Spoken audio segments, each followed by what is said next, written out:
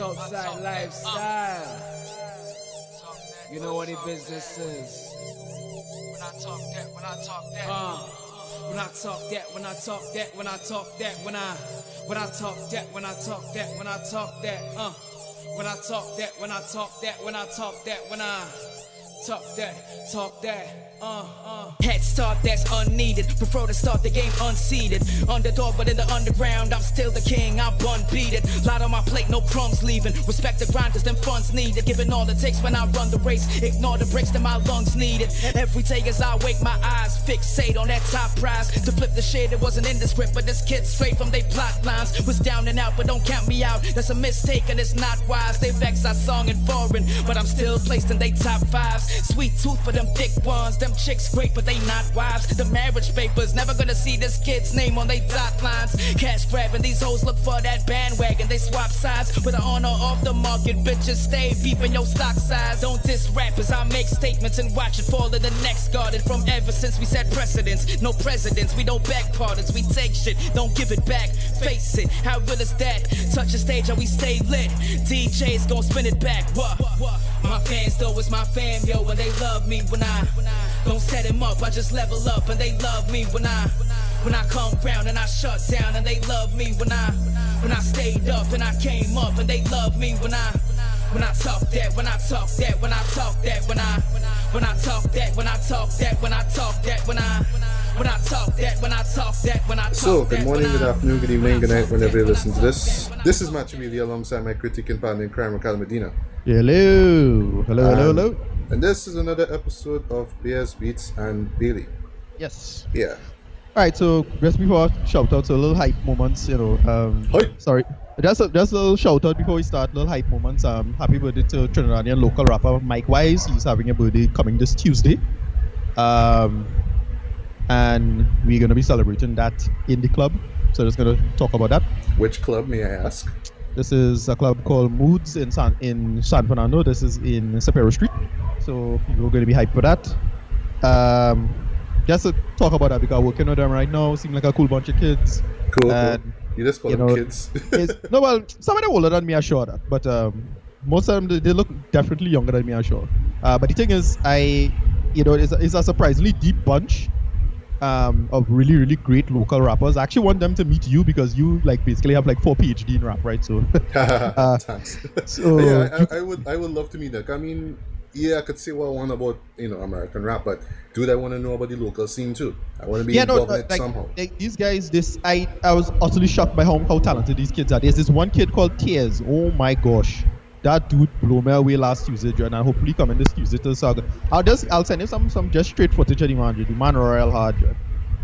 Everybody good though. Almost everybody just they had the usual trap men are doing the trap crap. That they just kind of plain lazy with it. But that 1 or 2 trap men who are actually really good with it. They know how to use it now. Yeah. And taking the material and carrying it to the next level. And they deep. They're not just men. It's men who doing the thing and they wilding out, but they bring in deep shit too. The fella, as I say, Tears, he had a whole thing about his mother.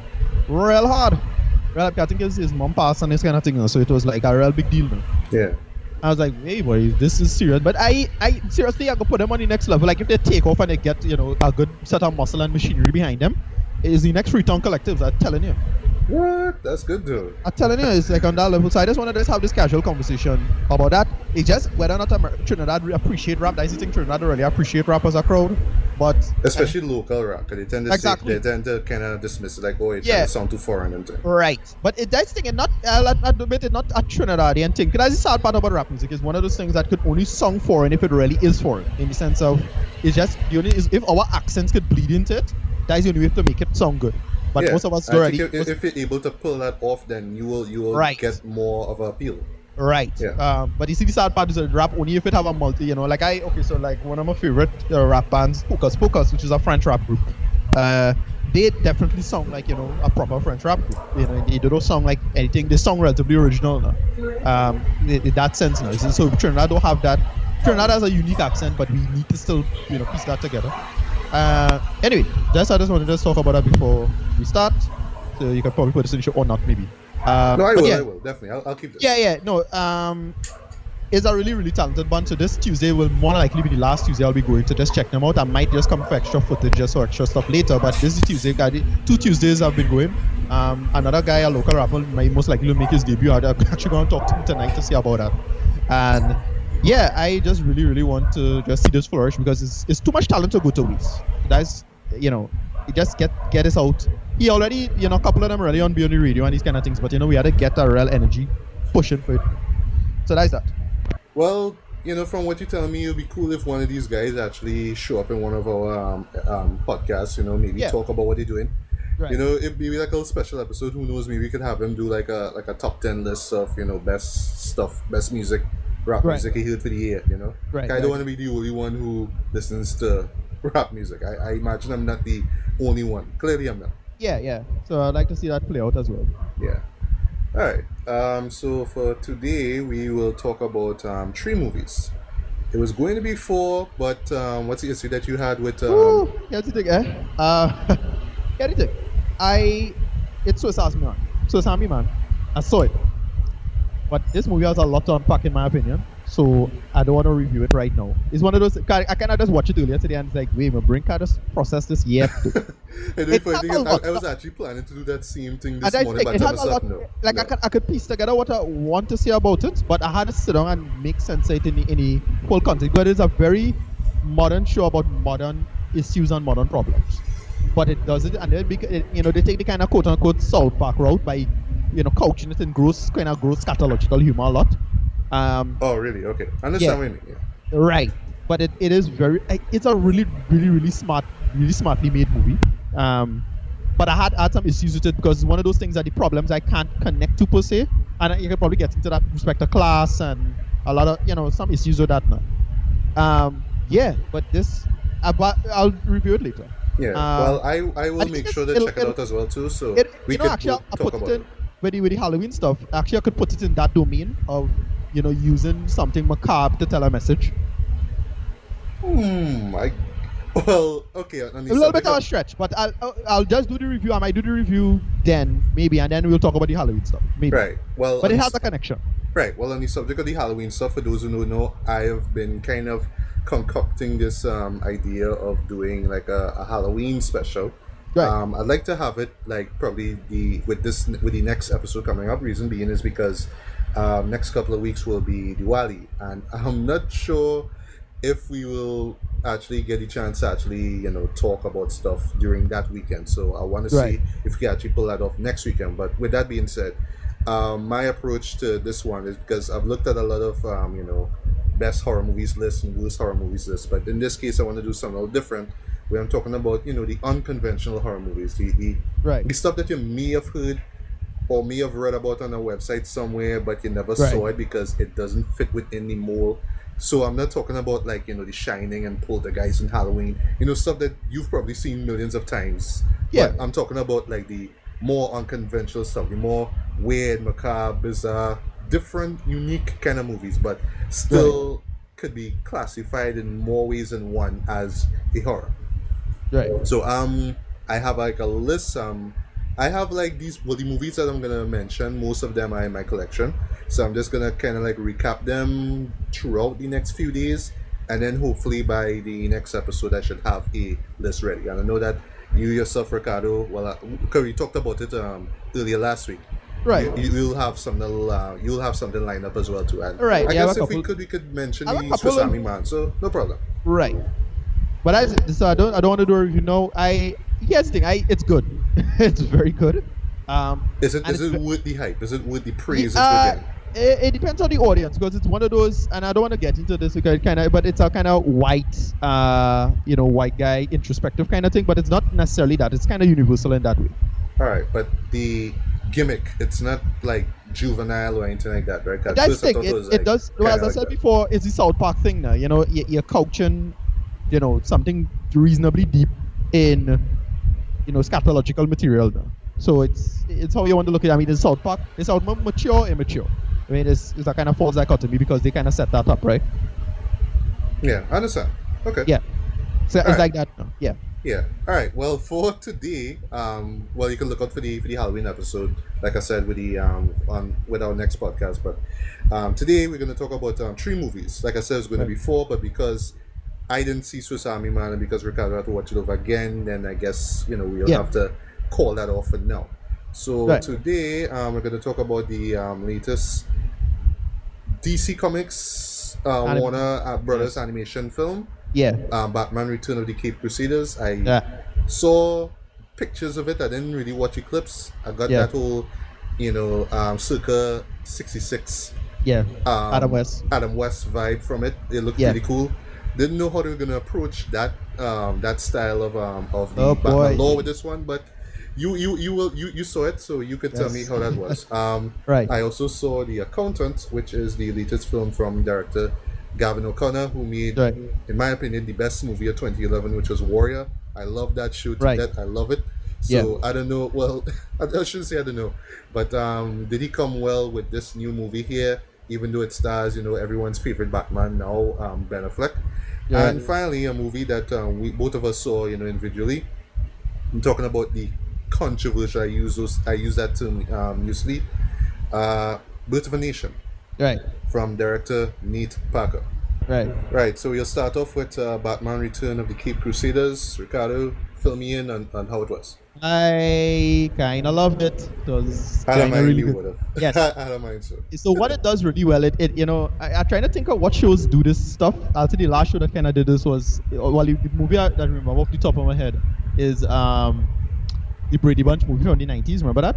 Yes, I remember that. I saw both of them actually. What made that so great was it's Brady Bunch corniness, but it's a lot of like subtext and making fun of like modern media and couching the corniness. It's kind of the anti-South Park kind of approach, which is all the savagery and backbiting and throwing shade, but in the context of being all nice and fruity and like that's what they do. That's what this whole movie is. It's just so much like shade throwing, subtext, lampshading, references to other movies and other Batman movies, and then in the corniness of the Adam West style Batman. That's what makes this brilliant. Pound for pound, if you're going to like talk in terms of like creativity and quality, it is probably the best Batman movie for the year because it's way better than Killing Joke. Definitely better than Batman v Superman nonsense. And it just does such a good job. Plus, they even like throw jabs at Christopher Nolan and things like jeez, boy.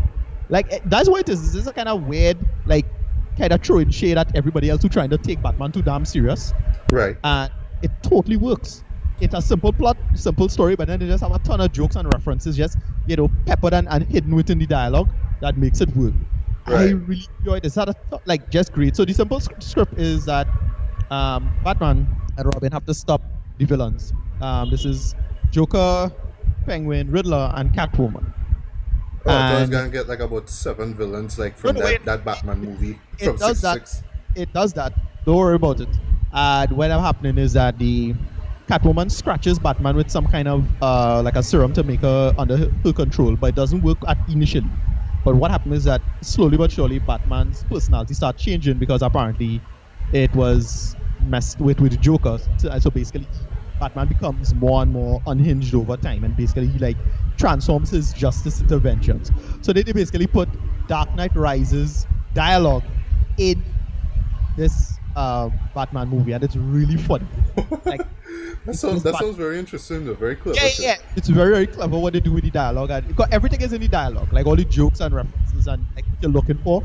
And so but the dialogue itself, is it just like that campy style of everything is done like that. But the holy smokes and all that stuff. Right, yeah, that is done. But they put, because if you listen to the dialogue, you realize, oh shit, they're throwing shade at this, and oh shit, they took the dialogue from here, and everything is just really, really, really, really like I would say kind of underhanded in that way. Just a bunch of black-handed copulants and making fun of a bunch of other Batman stuff and movies in general. And again, they clearly like taking the piss out of like the current Batman movies and the DCU and Christopher Nolan and the whole dark approach to Batman and taking it too serious. Right. Yes. I like that approach actually. Yeah, it's a perfect comparison kind of thing. Yes, and they do that really, really good. So it's hilarious once you know what to look for. If you're a Batman fan like me, you know what to look for, all the jokes, all the references. They constantly make reference to like Batman and Robin being gay back in the 50s because that was a thing. In the 50s or the 60s? Well, the comics code, the comics in the 50s, you know, back when the comics. Okay. Right, so they make fun of that and the gay stuff. And when back in the comics code, you know, I forget the senator's name, but there's some senator was back in the time of the moral panic that said, look, Batman is promoting homosexuality, and they said, you know, a lot of comics got banned and had to get registered with the comics code and all that stuff. Right. And they make a references to that. They had the character from the old Adama show, Aunt Harriet, in it. So if you're like, oh shit, she in this, because she's almost never referenced outside of that series. I don't think she's ever mentioned outside of that series. I didn't even know that character, to be honest. Yeah, no, I barely remember her. And I was like, oh shit, yeah, she was from the original, from that TV series. All right, cool. And then she makes a bunch of jokes and references to that. They make again with sexuality with Catwoman and Robin. That's a whole thing. They make a bunch of jokes with respect to, because there's a whole little piece of the story where Robin and Catwoman has to work together to solve a bigger problem, and it's revealed in the storyline. It's actually well done. And again, this could have totally worked if it was a serious business Batman movie in that sense, but because they just decided to take this camp route, this I call it intentional camp. It's just putting it in this you know culture to just talk about something more serious. And let's admit it, you know, DC right now in a spiral right now. So they just kind of address all these problems in the storyline, and it's a total love letter. That is so South Park, actually. Right, and it's a total love letter to the fans in that sense. And yeah, pound for pound, you'll find, I'm sure if you go online, you'll find a bunch of fans saying, yeah, this is for us, this is for people who find Batman is being taken too seriously and in a bad direction and all this stuff. Look, I love the Ben Affleck stuff, but he's in really bad movies, sadly. So, like, it can. Yes, it can. I mean, we haven't talked about the accountant yet, but. Well, right. That's not, but continue. Right, and you know the Batman stuff just it's in a bad place right now, in my opinion. You know, I'm enjoying what he's doing with the Batman character. His sad part is that he have to get a damn good script, and we're not seeing that right now. And maybe he should write it. Ben Affleck talking about. We go see. I mean, he getting the chance to do his Batman movie. I heard they're going to do Slade Wilson in the movie and all that. I'm happy with all of that, but you know, it's a matter of execution. And in the end of the day, they just can't focus for some reason and just get it done right. You know, everything looking good, but it's just they just can't get the tone right. They can't get the approach right. You know, Batman v Superman was a disaster for me. Well, Suicide Squad was a mess, even though I didn't hate it as much. But it's just they just can't get this localized and focused. And we hopefully will see this improve with Wonder Woman and Justice League, maybe. But his Batman movie has to be the big turning point because, well, you know, I don't know what Wonder Woman will turn out, but I'm hearing inklings that it's not going to turn out very well. I really wanted to though, but. Well, I'll hear it that we might at least get better than Man of Steel, which is the base bar that they have to pull off. Even though Man of Steel is a movie I defend. I like it all the same too. Right. Anyway, this is a total. If you're a fan of Batman, I recommend it. It came out in digital copy. I watched it on that. Apparently, I didn't even know that YouTube had a streaming service for VOD for it, so it had that, and I just really.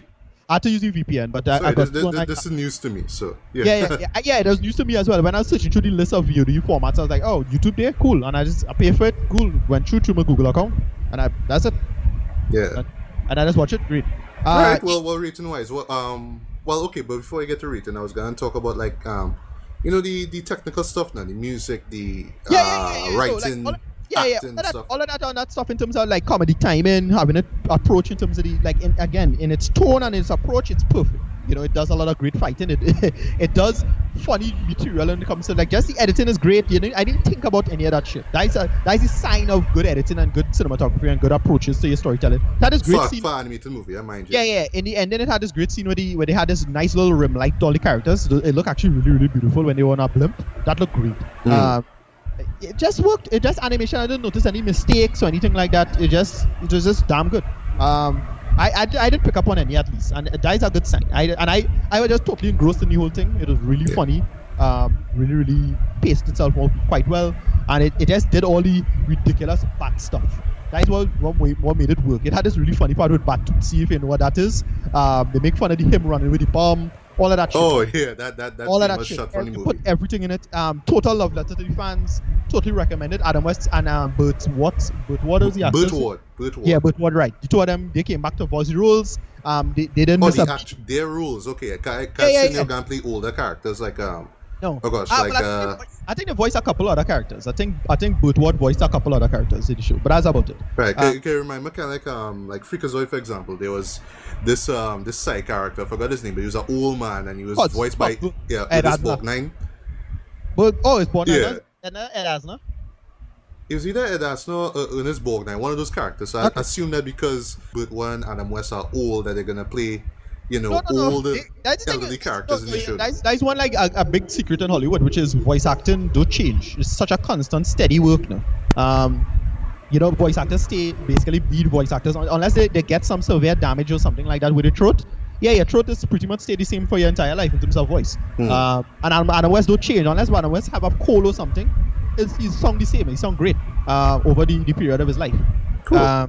What about the music though? Do we get that kind of music? Everything. Like I'm telling you, everything. I get the classic Batman theme song. They make all the jokes, everything, and they jump on the material. It's one of those. This is what movie making should be in terms of you take your material and then you take 2 steps ahead in terms of the material. From a technical standpoint, it was like I had no issues with it. But I didn't think, again, the rule of thumb, you didn't think about the technical issues. You didn't think about editing. You didn't think about, shots and how to use a counter shot and whatever. And they shouldn't have to. The movie should just present. Yeah. Present itself and you just because go along with it. Unless if you're thinking about that in a negative way in any way, usually it's a problem. Most times. This is a total love letter to fans. I am going to give this, if you get a pay for it or it's a rental, but it's a high IMAX in terms of a rating. Nice. Really well done. Very funny. I thoroughly love this. I really love this one. This is perfect for Batman fans. Yeah, totally. Yeah, and consider this is a year that gave us both the Killing Joke and Bad Blood. That's the thing. Remember Bad Blood? Bad Blood and Bad Blood and Killing Joke was such a big damn disappointment for me.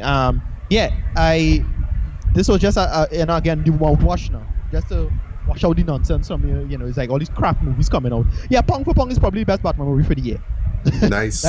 I'll put it on that. Yeah, well, I definitely would check it out. And as you mentioned that, I will confess this. When I was like very young, when I was like in my childhood, I literally did grow up on the 1960s live action series, right? Yeah, I used to show it like, as well. Friday evenings and stuff. And then, of course, when Tim Burton's movie came out, and then Batman the animated series came out, we were like, who's what Batman show? What? We all focus on the cartoon now, but I don't know. That's the thing, For me, I used to always like dismiss the show because it was, again, it's this big debate about campiness versus seriousness in terms of your fiction. How you treat it and where you go with it in terms of, sometimes the problem with being too serious is that you put yourself on a pedestal and it's difficult to, when you make a mistake, it is more noticeable. Christopher Nolan had this problem all the time, And with campiness, you get freedom to do stuff and then do something different with your campiness. It's a back and forth. DC almost always has a problem with that kind of tone. Either DC is always Forever, anyone? Right. DC is almost always, super serious business or super campy. I think it's only the DC animated universe, find a good balance. But everything else was kind of bad now in that sense. They never really take a good balance with it. And again, it's a big debate with respect to how you treat fiction. How campy you want to do, how much material you want to do, the whole, I think I don't know if you attribute it to Donner, but I remember it's the Donner film that is referenced with this, and why the Superman Donner film works so well is that, you don't take yourself seriously, but take the material seriously. Yeah. Right, and this is exactly what happened with this movie. This is a perfect example of not taking themselves seriously, but taking the material seriously. They make all these great jokes, and basically it's DC commentary. That's what it is. It's internal DC soul searching going on right now. That's what it felt like. All these jokes and references they make is like to Batman and DC overall. And it's like, wow, them real like shine a mirror to the rest of DC and say, hey guys, check yourself. Yeah. Well, I feel personally that just getting back to the old show, the Adam West show. Right. Because I see that, the box set came out on Blu-ray a couple of years ago, and I was like, should I actually buy this? But I think because people now kind of looking back and seeing the how great that show was, just for being entertainment, just how fun it is. I can imagine myself not just loving Return of the Caped Crusaders, but also watching over the old Batman series. That's watching the old 3 seasons, just having fun with it. That's the thing. Again, the sad part with DC is that DC right now, all the talent seem to be in the corny approach, because like Superman, Flash, Legends of Tomorrow, and I think Arrow came back this week. Well, they came back a couple weeks, but I think Legends of Tomorrow finally came out. Yeah, it came back. Supergirl had a second episode. I think Flash had a third episode. No. Supergirl's next episode is first episode. First episode was last week, but this episode coming up is this week. Right. And yeah, we got watch the first episode of Supergirl, but I don't know if I saw the second. I couldn't find it. Anyway. The second one hasn't come out yet. That's right. what I'm saying. Right. Okay, right. Yeah. And Flash came out with the second episode. Right. Haven't seen that. Right. Please don't spoil it. Okay, yeah. Right. Yeah. So here's the thing. With Supergirl has become really saccharine. Like this new season is cornier than last season, and it's better. It totally serves the purpose of the show. Right, because to the tone of it as well too. Totally. Especially with the inclusion of Superman here. Right, they brought in Superman, great. Everybody acting perfectly. It's damn sweet saccharine, And if that doesn't appeal to you, then you'll hate it. But if it serves its purpose and the audience it targets, it's perfect. Yeah, I love the first episode, by the way. I enjoyed me too. I was like, this is great. It's silly and it have the usual lampshade and stuff, because you're not taking yourself too damn serious. No one cares. Exactly. No one cares if Superman didn't block the bullets properly. No one cares if the villain didn't attack the hero in a more logical way. Or why Superman and Supergirl had to land that ship by themselves. Nobody cares. It's fun. What's funny is when they land the ship and then the two of them decide to fly off in the road to talk to each other. Like, wait, they gotta check the pilot so that. Bye. But that's the thing. You just get away with more bullshit when you decide to not take yourself so seriously, and it's more about the tone and the theme of the material. Mm-hmm. And it's a tricky game. If you could balance it and make it work, great. If you could be super serious and make it work, great. But most times when you do super serious, what ends up happening is it end up just coming across as a child or a young teenager's version of serious, and you just come across like a complete idiot because you fail on both accounts. You put too much teen angst into too much crap. The story. It doesn't come across serious because I can't take this serious. Like again, Frank Miller's a person like that. Frank Miller's a great guy, but he's a person like when you look back at that shit, it's like this is just retarded and like we're talking about the spirit or sensitivity. No, both. Like all his material, like his Batman stuff, some of his Daredevil stuff is like, wow, this don't really work out. Like when again in modern eyes, it does come across like modern eyes. Okay, modern eyes. I understand that. Right. It's from a child's version of what should look good and what should be serious. It don't work at all. It worked in its time, I'll admit, but even that was a naive time then. And it's an interesting argument about what maturity is and what you should pass out in that debate. And this Batman movie was in many ways most mature of them all because it had a great message and lesson. It was a form of synthesis in that sense. Yeah. I totally recommend this thing if you know what to look for. It's great for a Batman fan if you're into Batman. I don't admit to be some super Batman fan, but I know enough about the character, the history, and the material to appreciate this fully. Mm-hmm. Totally recommend this. Buy it if you get the damn chance. I bought it already. I'm gonna buy the Blu-ray when it comes out. Definitely gonna get that shit. Awesome. All right, I will definitely give that a watch as well too. I have a feeling I will love that show as well too. Yeah. So yeah. Right. So keeping within the Warner Brothers spectrum and Batman, if you will, I will talk about one of two films that I saw yesterday before the time of this recording. I'm talking about The Accountant. Right. I couldn't find time to go see this. I had to go and only see one movie yesterday, and I really should have pushed to find a time to see it Friday maybe, but I overslept.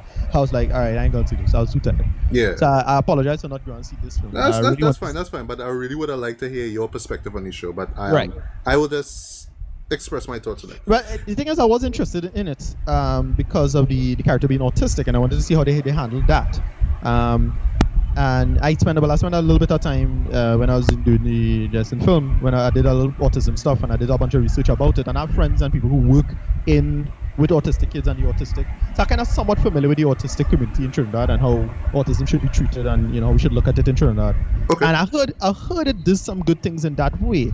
In the sense that it doesn't make Ben Affleck the autistic superhero, but although people kind of put him in that category, right? And then I heard it doesn't do the Rain Man thing with the whole superpowers crap. No, even though savantism is a real thing, it does ground it from that standpoint. So I read about that, and so I heard it's just a guy who has skills and abilities and emotions and thing who happens to have high functioning autism.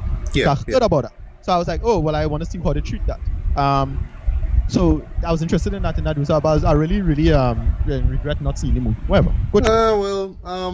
Well, judging from what I talk about here, then you could kind of make the decision whether you should check it out or not.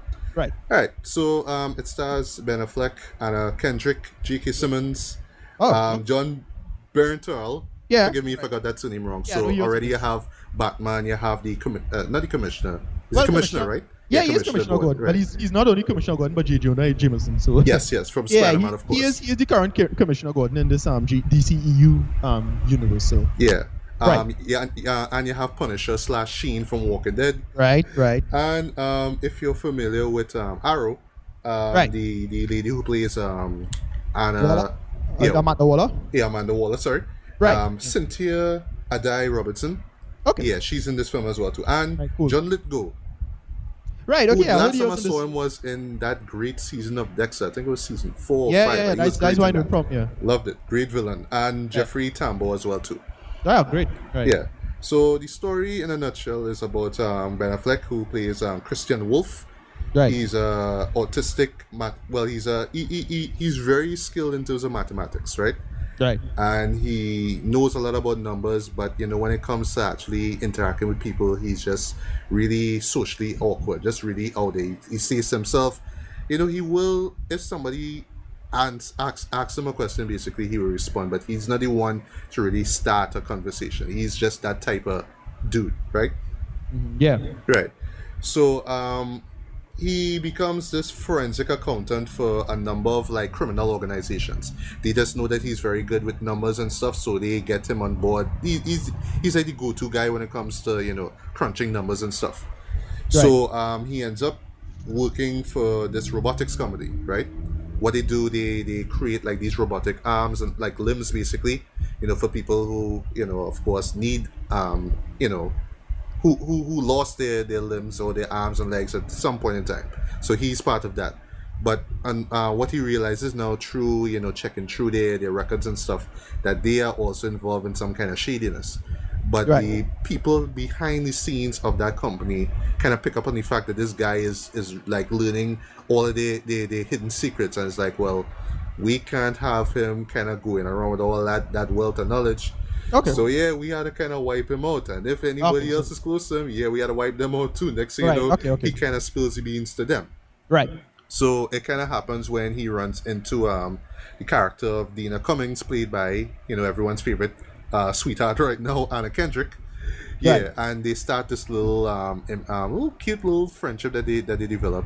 She's really not, I wouldn't say loudmouthed, but she talks a lot, and is like a perfect kind of counterbalance to Ben Affleck's kind of silent demeanor, Right. So of course she ends up in danger because he picks up on what's going on, and they kind of target him through her, and he kind of fights back. And one thing about him, he's very good. He's a very, very skilled marksman. So there's this specific gun. I forgot the type of gun it is, but basically, he's very, very skilled when it comes to, sniping people, or at least shooting, or at least firing a gun from a long distance, basically. And then we have this little side story here, where this treasury agent, who's played by J.K. Simmons, he plays Raymond King. He's kind of hunting down Christian as well too, because he was involved in sort of a very brutal and violent shootout that took place a few years ago. So he's trying to find out exactly where this guy went, and then because of his involvement with these companies, he kind of picks up, oh, this is the guy right here. So you have to kind of hunt him down. And then in the process, he takes in Cynthia's character, who plays Maribeth, and she's kind of tagging along. She has some she did some dirt back in the day as well too, and she sees this opportunity basically to kind of right her wrongs, and really to prove to herself that she has what it takes to be part of the to be a treasury agent as well too. Right. So we have that story going on, and then we have then we have Christian's story going on, and then basically that's the movie. So what I liked about it, well, first off, just from a technical perspective, the sound design, oh my god. Nice. when things explode, when shots are fired, it just sounds so loud. It sounds so Right. piercing. There was a number of moments, especially when Ben Affleck was firing his gun, where every time like a bullet comes up, I was just jumping, because it just But felt so loud. I was hoping it's not like because I watching the Jack Reacher trailer, and I hate the sound design in that. So I hope it's not that akin to that. Is it like I've genuinely seen that good? trailer like twice in one day, and I'm like, I'm still not convinced I want to see that show. Yeah, no, The but that's the sequel. thing. I hate the sound design in that because everything is this over the top kind of bam, boom, boom, and I was like, Oh. yeah, I hate that kind of sound design. All right, And well, it's not like that. It's Okay. more like because of the tone of it, and this is kind of like the film's strength and weakness. But I'll get to that in a bit. Okay. Because it has this kind of slow tone. It's like almost like, say, what's a good example? Say like No Country for Old Men, where things are moving at a kind of particularly slow pace, and then as just like that, some sort of sudden act of violence, this kind of jolt you. It has that kind of effect. So things are moving at this particular pace, and like you're enjoying the drama and stuff, but then when the action takes place, it just gets heightened, so everything feels louder. So punches and kicks and gunshots are all kind of heightened, but not too much to the point that, okay, this is parody or this is some kind of over the top action flick, like I guess this new Jack Reacher movie that's coming out will be. I guess because it's Tom Cruise, and it's, everything has to be Tom Cruise and all that kind of stuff. But anyway, but enough about that. Right. All right, Ben Affleck's performance I thought was really decent. Okay. He played the autistic character well done, and I like there was these little tics that he had. So one thing that he does, he always blows on his fingertips before he actually starts to use his calculator or starts to write numbers, or basic things he always does, even right down to before he eats a sandwich, he will just blow on his fingertips before he does that. Yeah. He talks. What I like too is that when he has something to say, he kind of says it. So if somebody asks him a question, he would just kind of talk normal, and but he talk it almost as if he knows what's going on. He's aware of what's going on, despite his despite his autism. It's not like Rain Man or Dustin Hoffman's character where he talks Right. kind of way. It's not like that. He Right. talks pretty much straightforward, but just because the way how he moves, you can kind of tell that something is a little off with him. Right. And when he throws down, especially in the more tense action-packed scenes, Right. very good. Although Ben plays it kind of plays it kind of cool, kind of straightforward. He's not going over the top. He's not winking at the camera or making little one-liners like once again Tom Cruise is not like that. He just does his job and just moves on. So think of it kind of like how Matt Damon was, but instead of like pushing somebody by a corner and shouting, it was like, "Where's Acid? Where's Acid?" He just does his job and move. And there's this thing between him and John's character, where it's like both of them are skilled gunmen as well too, and they're kind of tracking each other down and stuff. And John's performance was great as well too. He was what I like is that he didn't play the kind of archetype villain, the kind of person who just kind of talks first and then shoots after. He's the kind of person that in one scene, for example, where he's introduced, he comes in this guy's car with a gun. The guy's like, "Oh, you have a gun? You're a big tough guy, huh?" And he's like, "No, I don't even need this gun." He just rests it on the dashboard, talks to him, and then when he doesn't get the answer, he just punches the guy in the chest. He just keeps doing that, Sorry, Right. not in the chest, in the stomach. He Right. doesn't even use the gun at all. So that's just to show the type of person that he is that he would use it if he has to, but it's not like because he's a bad guy, he has to use the gun just because. The other performances was great as well too. Anna Kendrick was fine, J.K. Simmons was fine. Yeah. Amanda Waller was fine as well too. Okay. Yeah. So cinematography was great. Music by Mark Isham was decent as well. So my main complaint with the show is just the tone. Well, complaints I should say is the pacing and the story itself, the script itself. Right. So it would have worked best for me if it was just like a character study about Christian's character. What makes him tick, literally. It kind of starts off that way. You see, when he was a little kid and his parents take him into this institution, and that institution plays a much greater part in the show in more ways than one. and you kind of see where he notices other autistic kids, and there's like 2 or 3 particular kid actors in the show, and I thought that they played that autism thing very well as well too. It was very believable. You really feel for these these individuals, but I also like the fact that they didn't make this as some kind of autism PSA, like, autism is Right. serious, and this, and donate to this. It really showed just how how individuals cope with this, and not Right. just the people who suffering from it, but also their loved ones as well too. And I like that, and they Okay. could have kept that, but because they kind of were going for okay. All right. Before they were kind of going for this, I don't want to say it, but this kind of Bourne identity kind of vibe, where you Yeah. have the That's agent. that's what I felt from it as well. It's like, oh, Ben Affleck doing his Bourne now. Yeah, and I even heard, the trailer and all kind of sold it I like heard, that. I This heard is it the kind new of Bourne. sequel big at the end as well.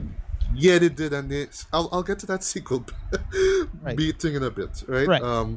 So yeah, because they're trying to go for this kind of Bourne thing, in the sense that here you have this guy who has this particular set of skills, and people trying to hunt him down and kill him, and then people, the whole story is kind of like wanting to know more about him, wanting to know the truth about him. Is he really this sort of stone cold killer, or is he just somebody who was just pushed to the edge and he just had no choice? He had to do these things.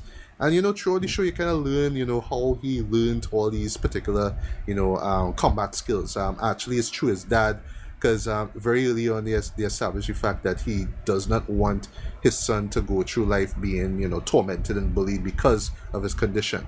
So, Right.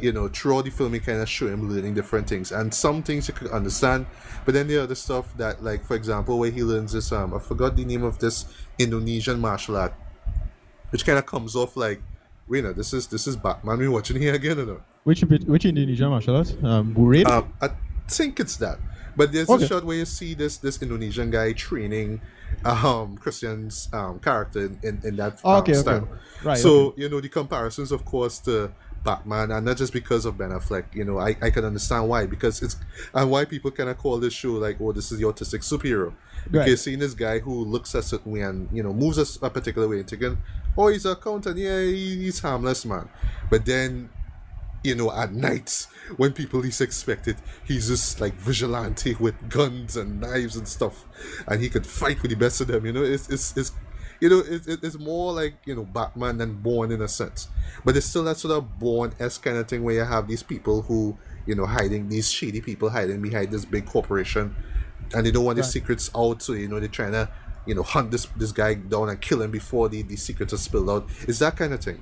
But because it kind of goes back and forth a lot, it kind of made the pacing really weird. Right. Because, like I said, 1 minute, you're really invested in Christian's character. You want to know more about his character. And then you want to bring in this thing with, these treasury agents trying to hunt him down, and, this whole reason why he was behind that brutal, murder, sorry, that took place a few years ago that J.K. Simmons trying to figure out. And then you have this sort of kind of budding romance between Ben Affleck and Anna Kendrick's characters. Like, even from the moment she sees him, she's kind of smitten by him. And then they try to do all these different little subplots, but it kind of strays away from the point, which is, okay, this is the accountant. This is Right. about him. And then, arguably, I felt that the pacing was really, really, really slow at times.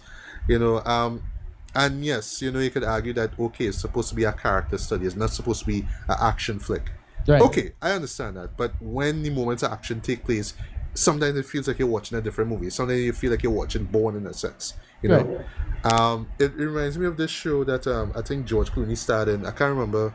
I think it was him being some kind of assassin or hitman or gunman or something like that. I forgot the That's, name of the show.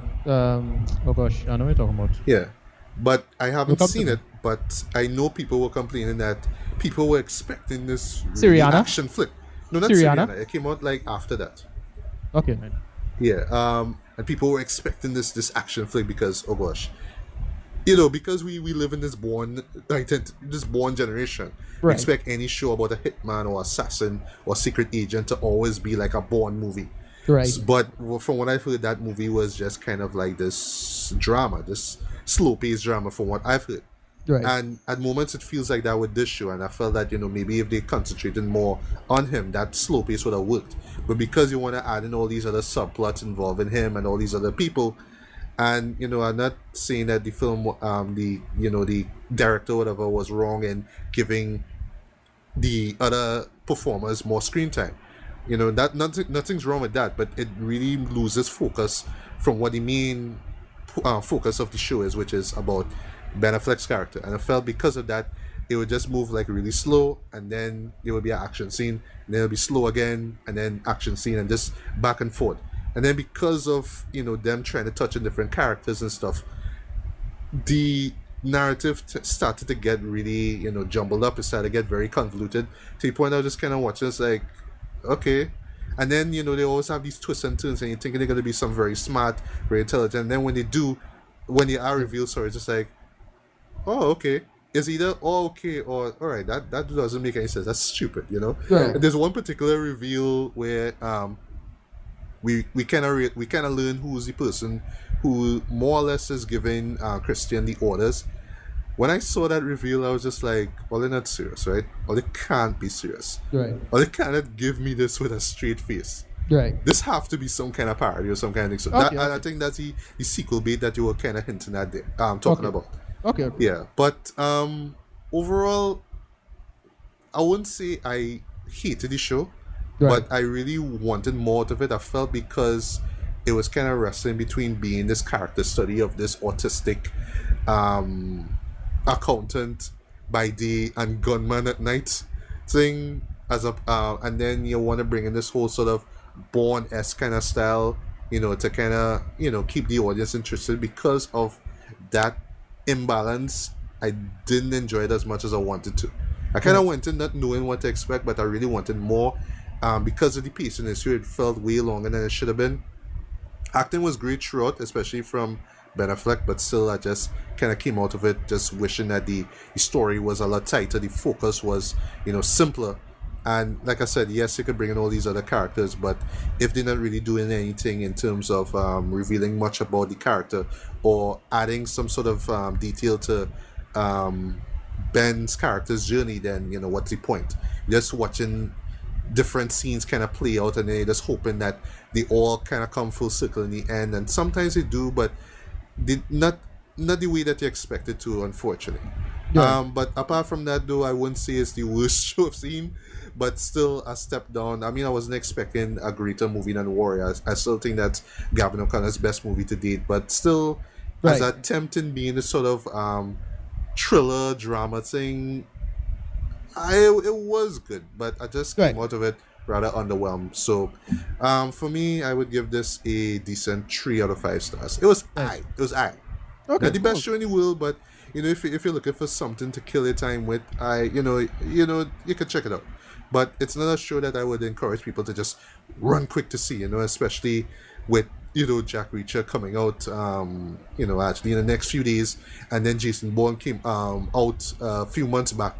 Don't expect something like that. This is something totally different, more drama. But I just felt that if they kind of figured out what they were trying to do, if they're trying to go be like a full drama with some thrills, or just thriller with drama, one of those two things. Just once you kind of figure out what their approach was to the material, then you would have had a much better film. But for now, 3 out of 5.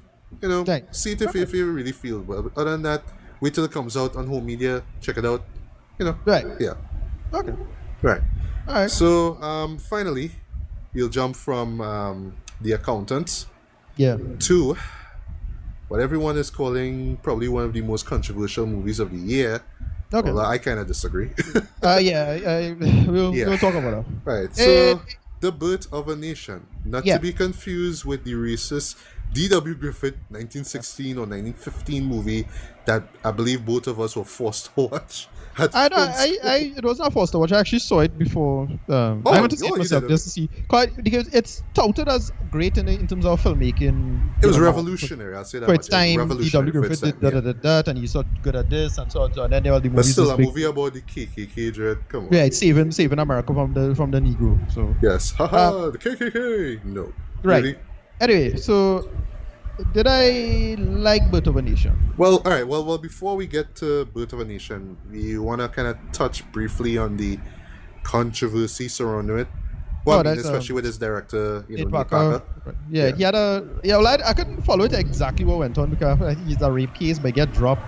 Yeah, well, him and somebody else who was involved, well, who Right. co-wrote the script, actually were involved in this, well, rape allegations actually, some years back, Right, and then and it you came know, out. yeah, this it came- surfaced right after you know the whole success of the movie because I believe it won 2 awards at the Sundance Film Festival. And funny thing, as I Right. mentioned with the Sundance Film Festival, that came around the time when the Oscar award controversy was going on, you know, in terms Right. of no black And, nominees and stuff. this is the future we live in where you know when you're playing identity politics, who and their mother go on and start a battle against each other when it comes to that. So is Nate Parker played the Oscar so black thing, but at the same time he's not really a victim and he's really victimized other people and it's other whole thing. And that is left wingers who go fight down that. I don't really care. Yeah. Whether or not he actually engaged in the crime itself is to me the big issue, and it's unclear to me what exactly happened. That's still not clear. And again, I don't listen to anybody, especially in the last 3 or 4 years when it comes to all of that shenanigans, when it comes to rape and who do false rape and whoever it is. You had to listen to really the evidence. And if I understand is that if it would have come out, shouldn't have come out before. That's my kind of classic kind of scenario now. How come it didn't come out before? How come it come out now? Is it a good time to come out for it to come out now? I know it's the same thing because people like Donald Trump and then going through that and everybody believe them women. Yeah. I don't know. So I still don't understand what exactly happened. Somebody could enlighten me and but I'm probably sounding like a terrible person with this, but I still don't get why that didn't come out before. That's my issue. Yeah. Kind of the classic issue. Yeah, but my argument about this show, about this whole issue, is that because of that, people are kind of dismissing this show one time. Like I'm not gonna call names, but some people are saying, not really boycott the movie, but you're not gonna see this because he Nate Parker's a rapist, so I'm not gonna support that. No, I'm not gonna support Boot of a Nation. No. The thing is, this is like a kind of blatant running hypocrisy because this movie has rape in it. And that's so they say always that kind of running hypocrisy with what going on and this kind of thing. Yeah. And also in addition, before I forget, the other piece of controversy is that because it's centered on the famous American figure Nat Turner, who led this slave revolt in Southampton County, Virginia in 1831. Right. Because most of the details are kind of sketchy and scattered out throughout history. Right. Nat Parker, sorry. Nate Parker. Nate Parker, sorry. Oops, sorry. Yeah, kind of basically had to form his own narrative for the show, similar to Mel Gibson and William Wallace with Braveheart. Right, I was and because of that, some people are kind of dismissing the show as, this is all lies and this didn't happen, and the rape in the movie, which you'll get to later on, didn't happen, and why, and all that stuff. Right, I was about to get into that. Is because I was thinking of this thing, Braveheart. Braveheart, yeah. There's Braveheart all over. Is similar to Braveheart as well. Yeah, it's very similar to Braveheart. It really felt like Braveheart all over again, as in, how accurate this was and how accurate that was. At the time Braveheart came out, you didn't give a shit. I didn't even know. I I was young when it came out. So I saw that, yes, this is what happened. This is what happened. All right, cool. And then, when you got older, it's like, oh, okay. When you watch your special features and you learn more about William Wallace, it's like, oh, okay. Now I see creative liberties and stuff, right? But I think with this too, I was like, I'm reasonably familiar with the actual history. So I was like, okay, clearly you do this and you embellish that, but I still just enjoy the story because it's more art piece now. Again, emphasis on art, by the way. Right, exactly. If you could tolerate Braveheart, you could tolerate this, I think. If you're fighting out the history. I'm not a historical person. I don't fight that almost never. Unless they actually say, on a true story, this is true events, this kind of stuff. But once you say based on a true story, I just immediately interpret it as bullshit. And the movie starts off like that, by the way, based on a true story. Yeah, I don't fight that wrong. I was like, okay, this is a story about a guy, maybe. And it's more about one of those to encourage you to go read up on the real thing anyway. Yeah, and this movie will encourage people, for better or for worse, to do that, to actually learn more about it. Whether it's to say, you see what is showed there, that's not true, this is what really happened. Or, yes, I'm really intrigued by this character now, about this person, I want to learn more now. Right. Yeah. So it works in both ways. Yeah. Right. So you want to kind of run down just the synopsis quickly as to what it's about?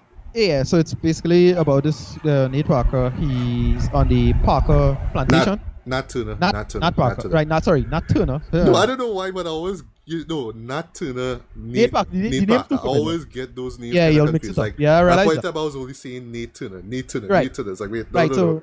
Nat Turner is on the Turner plantation. He came up on the Turner plantation. Had a slight traumatic scenario with his father who got caught stealing food. Yeah. Had to run away. So he lost his father pretty early. It's unclear whether his father's still alive, but it's assumed he's been killed. They go on to, he grows up to become, well, he's actually quite intelligent, so he's known to read. Can read quite well. He's taught by the plantation owner's wife to learn to read, so that's how he becomes, and then she teaches him basically to preach the Bible and to read the Bible quite well. Right. He's actually quite adept at it. He grows up to become basically the preacher. He's basically a slave preacher, and then the plot goes along where he is asked by the plantation owner asked by the plantation owner is coerced because the plantation isn't doing that well, to make money so they could so he could go start preaching to other in other plantations, right? Yeah. The idea being is that if they forget the fact that because times were really hard now, the idea is to basically quell the slaves down because keep them in check basically. Right, and it's because because they're not doing so well in terms of conditions, they can't treat the slaves so well. The idea is, all right, we need to just bring in some in terms of humane treatment, and then not sees the conditions of the other slave plantations. Things aren't that nice, and that's where the movie kind of gets you into that kind of gross out factor. And then he kind of has a kind of mental break of sorts to create a slave revolt, and that is the story. It's based on a true story. I'm somewhat familiar with the material, and a lot is embellished in this movie, but it still works. I actually still really like it. It's good filmmaking. I thought acting and cinema. I should say acting across the board was solid. Everybody was pretty good in this, especially the guy who played Nathan. I forget the actor's name. And Nate Parker, come on. Oh, it's him, right? Okay, yeah, right. He played it, dude. Right. He wrote, produced, direct, and starred the film. Okay, right. Yeah, he wore a lot of hats in this one. I was keep thinking it wasn't him. It's like, it was two different, because I keep watching the picture. No, it's him. Right. Okay, right. Yeah, this was a passion project of his. He told himself that is either he do this or he just stop acting, or at least that's what I heard. So he kind of went in strong, and it shows in this movie. But continue. And then Armie Hammer was in this, which was pretty good. Yeah, he played Samuel Turner. He played they kind of started off. Well, he started off as this little kid that was growing up in the plantation, the white kid, and it kind of formed. I wouldn't really say a friendship, but more like a sort of civil, Yeah, no, but they were friends. I mean, they're playing games with each other. I mean, if you're doing all that stuff, when they were young, but then as he got older, it's like he has more responsibilities. He's separate, he has to treat you like a slave, because that's how things were at the time. Right. But at the same time, he wasn't the type of person, to pull out his bullwhip and, Right. You can tell he was more, much more humane than the matter. Yeah, more humane, Yeah. And that's the thing with this film. So, here's the thing. It's one of those movies again. Well, now you're telling me that it was him, because I keep watching the picture, and I'm saying, boy, the actor looking like the director. In my head, I was like, oh shit, it's him. Yeah, I think the reason why is because we're not familiar with him as, well, at least I wasn't familiar with him as an actor. I haven't seen the films that he appeared in. I think he appeared in a few movies, but this is the first time I've seen him like on the big screen. And he looks a lot different because of the facial hair, I suppose. So that. Oh, okay. To me, that's why in my head I was like, it's two separate people. All right, so that's a total brain fart on my point. That's the thing, because I hear the feeling, because this didn't do so well because of how self-indulgent it is as a film, but it's still well made, and because it embellishes a lot of stuff in terms of the history, I couldn't get into it as much as other movies. But I still really like it. It's still well made. Good acting from everybody. The girl who became the wife. That was Cherry, right? Right. Played by Aja Naomi King. Right. She is in what TV show? She's in How to Get Away with Murder, right? I never started watching that show, so I wouldn't know. Yeah, okay, right. So it had some black stars in it. Gabrielle Union was in this. I didn't even know until I saw the end credits. Like, wait, serious? She was in this? No, I noticed her. I was like, oh, that's not Gabrielle Union. And I was like, all right, cool. And then, the whole part with the fella, and he had to get his wife for the night and that kind of stuff. Now, that was like the weirdest part, creepiest part of the movie. I don't know if that happened at all.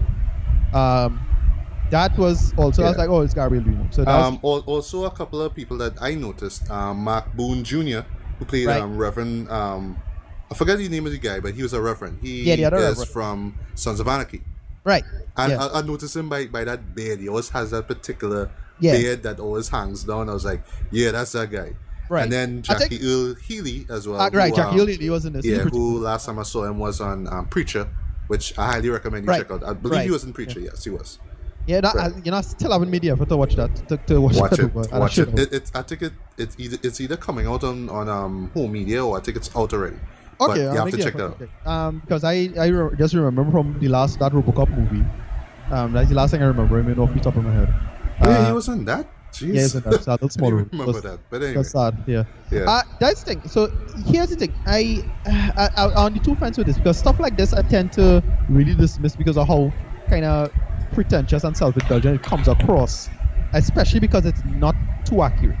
And when you actually check what went on, again, just being, kind of casually familiar with the material, I can tell you, yeah, this is not real. This didn't happen. That didn't happen. They had to form a narrative. You make up a little too much, and that's why it lost a lot of points in that sense. So you felt throughout while watching the show that yes, these events clearly were made up. It couldn't. Yeah. Because Okay. I'm familiar with the character. The Oh, narrative right. character. So Understand. it's like, oh yeah, I know it's a slavery road. I know when, and when you do the research and the history, it's like, okay, this happened. This is how it played out, so and so. The real story isn't nowhere near as romantic as this.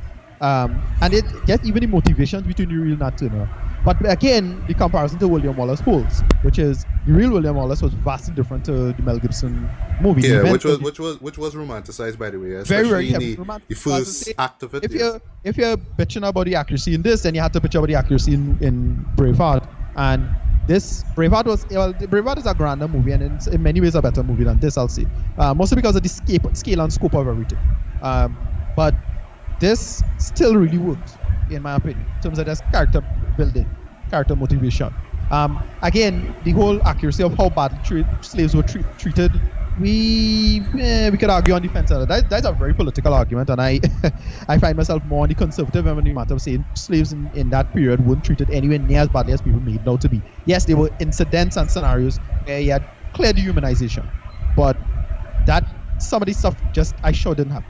But Alright, again, I wish a I lot could of- argue with that on that, but That's I the thing, a won't lot of actually. I would evidence, just a lot of say evidence gonna come out where you could find scenarios of true horror stories, and nobody denying that shit. Truly horrific stuff, and I suppose that is where this movie tried to focus on, because the part of the place in the United States where he was is some of the worst treatment of slaves in the whole of the United States, historically. Clearly. I see. Alright. So that is another in-between thing of, well, all right, you could give it a little elbow room, a little wiggle room to go from in terms of a lighting standpoint. So that's why I didn't mind that. A lot of the sexual abuse stuff was there. They had this character who was, like, I think, an outright pedophile in the storyline, which was really disturbing. Yeah, like, it you was, didn't it notice was. until the ending. Like, yeah, oh shit. I was like, oh, Yeah, like, they this did serious with that. this? Yeah, wow. Jeez. Yeah, it totally paint the white guy as totally villainous. But then Nate Parker himself wasn't too nice, because the guy who was supposed to be his friend and the relatively the nicest of the white guys, he just straight up murdered in cold blood right there. Yeah. Yeah, so it's like, All that's alright, well deserved, but still. But I'll talk about that when Right. you finish. is it a little too propagandistic? A little bit, I'll say. And that's why I have movies like this I just can't get myself to appreciate. I'm a little too old to fall for stuff like this. If I was 10 years younger, maybe, but I don't know. we but wish it was again, 95 again. Huh? Right, Braveheart was like the big movie. That's the thing. If it was if this came out in the mid-90s, boy, this would have, like, catch fire enough for people. Yeah, and But- it would have a big song playing in the a big You know? hit song playing Something right, in the some- end. some- Yeah, I don't know, CeeLo, some R. Kelly would have probably have a track. I was thinking R. Kelly too. Right, exactly. And Some kind of I Believe I Could Fly remake right. or something. And it's one of those, it felt a little student filmy in that way. So it felt a bit dated. I felt a little student filmy. But again, still well made. Can't argue with the filmmaking in this. So I'm going to give him a rating for that. Just based on that. No, not yet. I don't know. But I just want to talk about what clouds the ratings for stuff like this. I see. Yeah. And just to be the more rational end of it, because movies aren't just movies unto themselves. I'm not that guy who sees for what it is. Clearly it has political machinations and intentions going on behind it, and I have to factor that stuff into account, especially with a film like this. Right. And it's becoming like what Judaism was in the 90s with respect to the Holocaust. Back in the 80s, when all the information started coming out, all the literature and all the side stuff started, and the apotheosis of this was Schindler's List, which is again incredibly well made movie, but you're not sure how accurate everything is. But Yeah. but Good thing you mentioned Schindler's List. I'm gonna mention that when I speak my piece. Right. Yeah, go ahead. No, you go ahead. I don't. Right. Okay.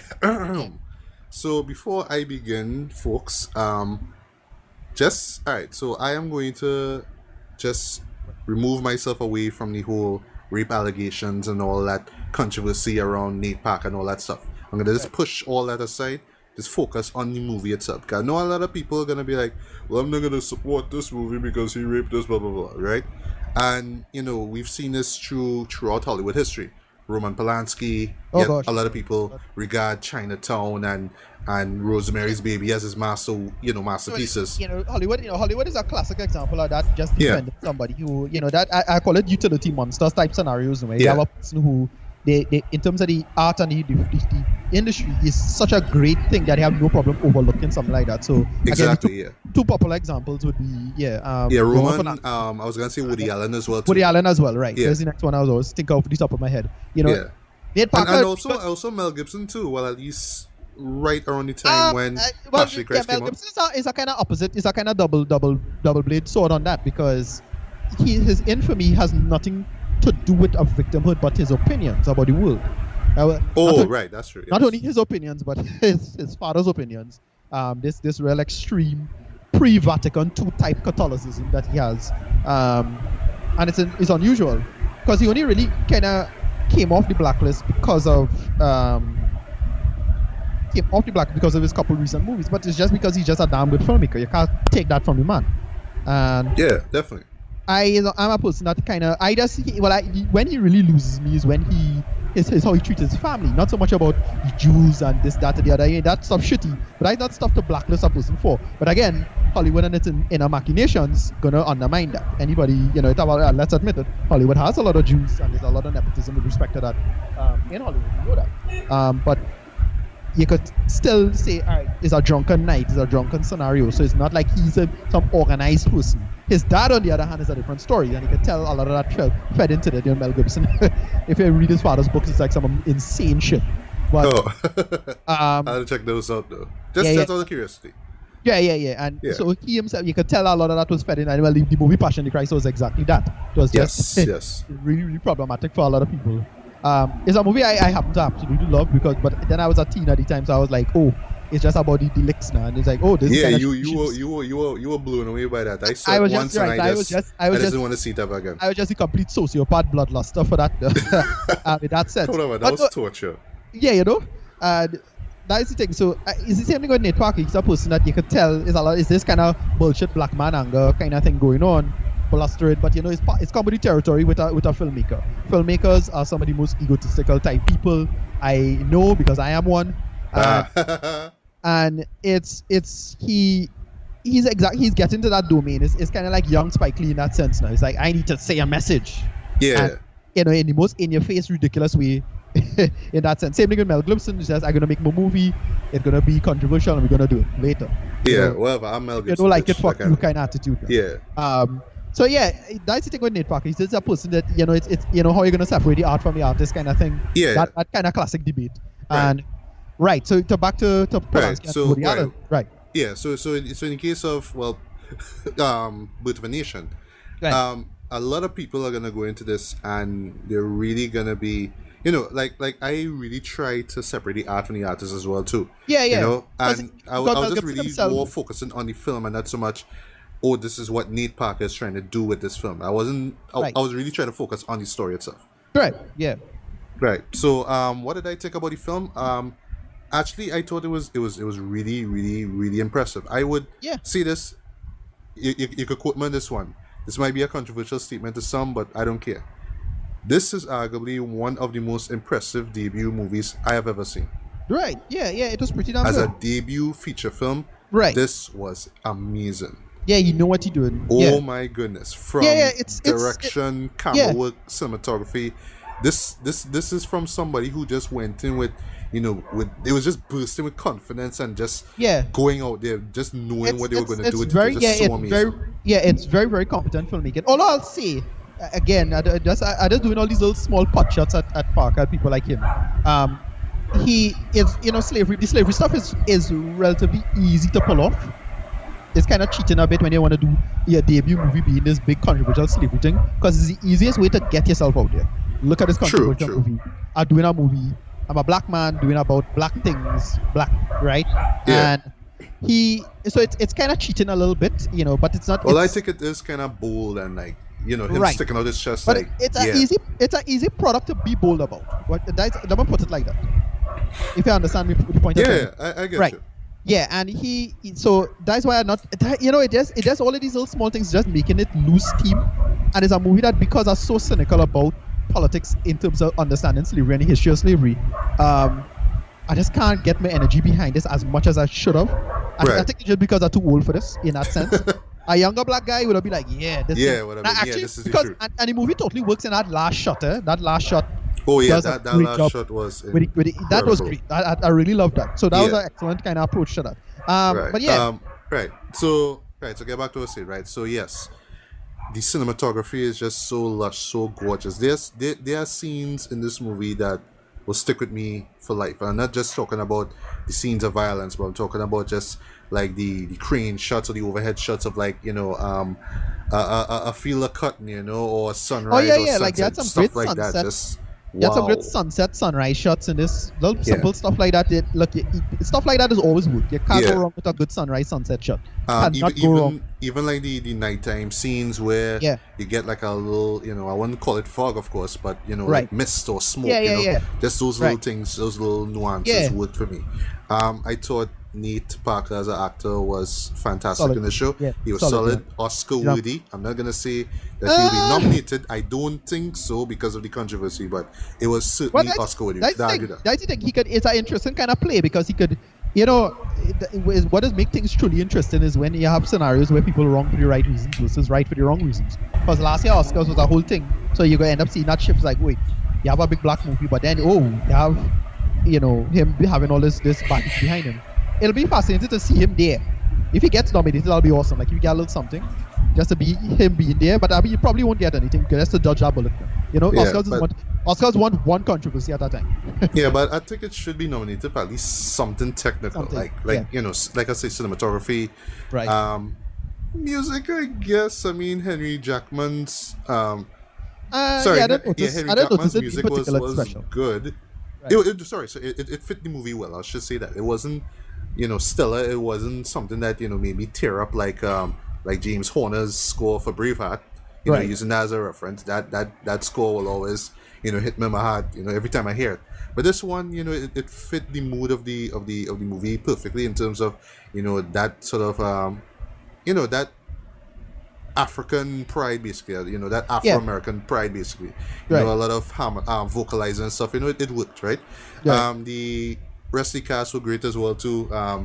From Armie Hammer to Gabrielle Union, all the white and black side characters were great as well too. Yeah. The pacing I thought was good at times. It's just that, and this is just one of a few quibbles that I have with the show. Is that the lead up to the actual revolt itself, the actual rebellion, great as it was, I felt that, it could have had a little bit more emotion leading up to that point. And also, I'll elaborate from there. Well, okay, so I'll say I got what I was trying to do because it was more surrealistic with that. So it was more like Nate Parker just having somewhat of a mental breakdown, essentially. Yeah, it just kind of happened like, Nat Turner. Nat Turner. Nat Turner. Nat Turner having a mental breakdown of sorts. Like, you got that from it. Like, so the emotion wasn't like, well, they didn't put it as straightforward. It's like, slowly but surely, having all these little mental breaks in his head. Slowly but surely. And they have all these little visions and dreams playing out. These scenes that kind of, like, the first couple are understood, but, like, the second and fourth were kind of like, this is kind of student filmish, especially the one with Cherry's character. Was just like, that's a student film. Yeah. No, they had little stuff like he was like the little child running through thing, and then that was actually my favorite scene. Which looked great. It had little stuff like the corn bleeding, little symbolism, surrealistic symbolism. The corn thing was like, I think I get it, but it's what it is. Why? It's what it is. Yeah, so, and then these scenes kind of run kind of good and bad, but it kind of runs really short. So you might see these things for like about a 10 seconds, and then you'll just cut back to not waking up. Right. So it gives you like about 10 seconds And for you to kind of register. they do an interesting job setting that up, because in the beginning you see the mother carry him to this African person, and you're wondering, wait, this scene was real? You're not sure. No, it's real. We assume it's real. That's the thing. So it's like, all of that stuff will couch into, so you get the internal syncretism of his African religion and the Christianity, and how you could take the Christianity, and even the Christianity you could switch in your head now, which is on the one end you could have it as blessed are the peacemaker, turn the other cheek, and then with easy interpretation you could have it switch and turn to war now. And that's pretty much the history of Christianity. Right. one or the other could play itself out now. Yeah. And he just decided to turn the switch on it. Yeah. Well, on the subject of that Christianity, I love the way how the show addressed the fact that you could preach one thing to somebody, but kind of hold back on the rest of it. So case in point, Nat is being persuaded by these plantation owners to preach specific verses of the Bible to kind of motivate in a way the slaves to do their work and not really complain if they expect some sort of retaliation or expect punishment if they step out of line. But and I like how they play that off now, where they sort of like a religious propaganda, if you will. Right. But then not because he knows the Bible inside and out, he kind of knows that this is just only part of the truth. So yes, God, like he says, God was was merciful, but at the same time he was a God. He is a God of wrath as well too. Right. So we have we have the freedom basically, or at least we have the right to fight for our rights, our freedoms. That's what he does in that part. It does a good job of the whole, again, with religion, how religion is designed itself is that it's how it makes itself, it works as in, how to get people to not only care about the afterlife, but at the same time how to switch it where you should care about this life as well. Exactly. And it shouldn't have to go through what what they have went through. Right, dignity, suffering, all these things, and it works on those themes quite well of how to have that mental switch. Because the reality, again, this is part of the why the film not too accurate is that it makes it out as if the slave masters just was purely propagandizing the slaves, and them then propaganda. Oh, they didn't have like you didn't really see from their perspective. It's just right, exactly. Understand. And one thing that they did, which was interesting, but I thought they kind of focused a little more on with the part with the guy who was baptized by him. Right, that was the Reverend Mark Boone's character. Yeah, that was an interesting scene actually, but the way how it plays. That wasn't somebody else? No, that was the Reverend. No, well, either is the Reverend or somebody else. I'm not sure. I think that was somebody else, because I was confused by that, because it just seemed like some guy come out of the blue looking for a black preacher, because he knew who he was. Because the guy asked him, "Are you not Turner?" No, I think it is the Reverend, because what happened, he did something wrong, morally wrong. I wouldn't spoil the scene, guys. Okay, so that means I get the feeling that this is a theatrical cut and we missed a scene or something, because that just didn't follow. He just came to him for no reason, and then he decided to baptize him. Yeah, well, what I picked up on, I thought it was the same character from the previous scene who did something very, very terrible, and he was kind of looking for penance. So it's just like, but who? Oh yeah, you're the only preacher here, so please baptize me so I could be free. Yeah, but that character was the preacher, so I don't like who was that exactly. I was confused. Who that was and where he came from. All right, well, I don't know. Maybe if you watch it over, maybe I watch it over. I get the feeling that this is a director's cut and a scene was cut. So something was cut. I don't know. So I don't know. So and it just did it. They had to cut it, but they decided to put this part back in, because they had, again, that was part of, and that's another thing with the whole, not Turner, this black preacher baptizing a white man.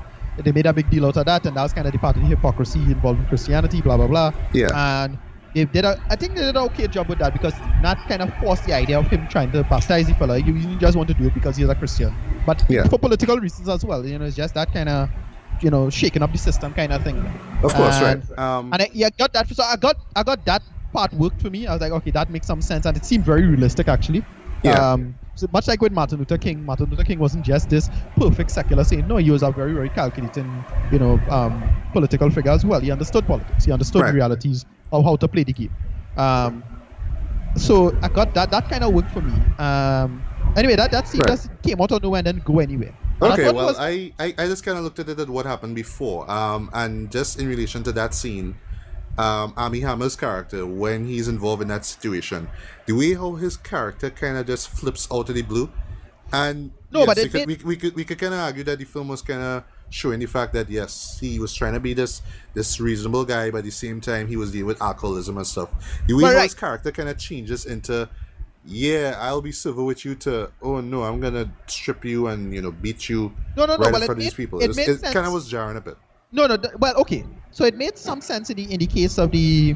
Remember, he had the party to impress the other slave owners, and Yes, basically, yes. you got the sense that the plantation was running out of like money, and there was like kind of downtrodden. It was a lot of money. I got that from the film because that is little subtle things in the background when the preacher came to his house and the railing broke off. He said the railing broke off.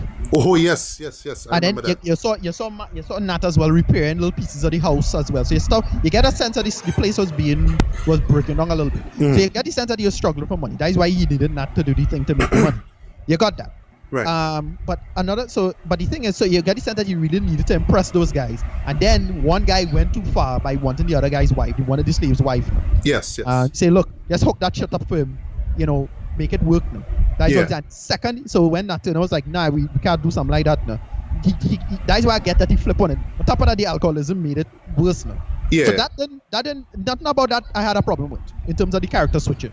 Because it's Alright. like, yeah, at the end of the day, we had to make money, and it's our utilitarian kind of psychology went on now. Yeah. I got that from Well, it. Anyway, I get what you mean. It Right. It still, I don't know. It wasn't sudden as such, but it still kind of felt like maybe just a little more build up would have made it, very impactful.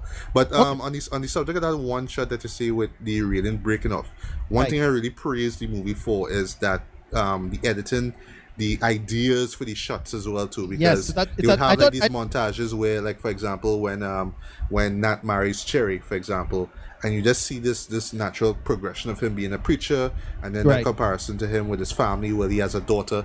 I just seen how these things happen. So it's like literally every shot you have to look at and be like, yes, what is this shot telling me? And I love how they did that. It's again the student film domains now. It's like that it has an artsy kind of feel to it, but they combine it well with real narrative. And Yeah. again, they make it work with Nat's mental breakdown, because you really got that from the film.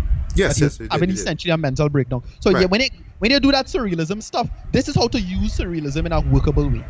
Right. It's not just done for its own sake. It's that, yeah, these kind of crazy thoughts will enter into somebody who this we going through right now. Top of that, the character is very intelligent. He's much more intelligent than the average slave, or even any of his compatriots around him now. Right? Yeah. They mention that stuff of, oh, he could preach. I could like they had a part where they said I could barely get my guys to read their own name now. Like, yeah, it's Yeah. like, there's a very, like, among slaves, there was a really, really big demarcation of intelligence. So that's why it's like it was so difficult to get slaves to like revolt or even organize at all. Because Right. like, yeah, too many of them were just really damn dumb. Sorry to say. That's how it played out. Yeah. No, one thing though, well, last thing before I get to my main criticism with the show, Right. I also like how they touched on the the atrocities that these slaves had to go through. I really like how they focus on that. One Right. thing though, and this is kind of alright, like in comparison to something like say 12 Years a Slave, where we got to see we really got like a more visceral look at Right. how these things take place. This one kind of shows it like this is what happens and this is the reaction. This is both from Okay, so yeah, everyone's level. here's why this actually was a little better than 12 Years a Slave in this one regard. Right now, be clear, 12 Years a Slave is a superior movie in almost every way. Of course, yeah. For me. But this one thing I actually appreciated over 12 Years a Slave. If you're dealing, people in the real world, when you're dealing with violence and how people interact, how I think people interact with violence on average, is that you will naturally edit yourself even if you're exposed to violence directly.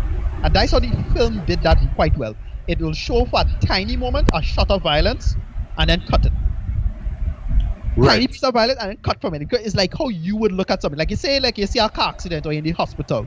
You won't look and stare at a wound for too long, or stare at damage, at a person being damaged or some piece of mutilation or something like that. They show it for 2 seconds and then cut it really fast. Like, it's like how your brain would make sense of violence. Cool. I got that from the film. I thought that did that really well. One shot, like to me, the grossest part of the movie is when the force feeding. Yeah. Well, that particular was scene really well needed to shot. be that way.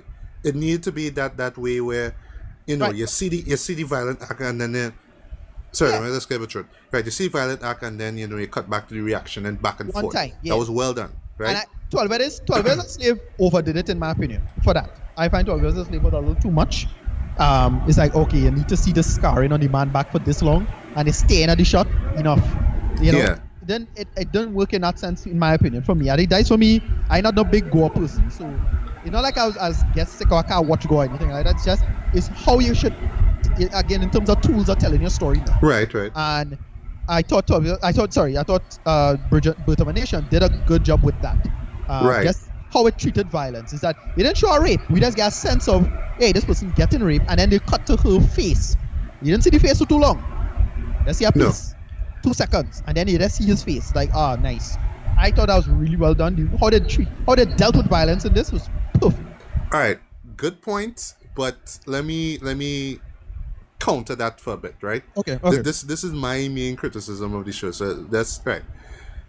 I felt I understood. I agree totally with what you say, right? And I got what they were going for in terms of how violence was portrayed. Right.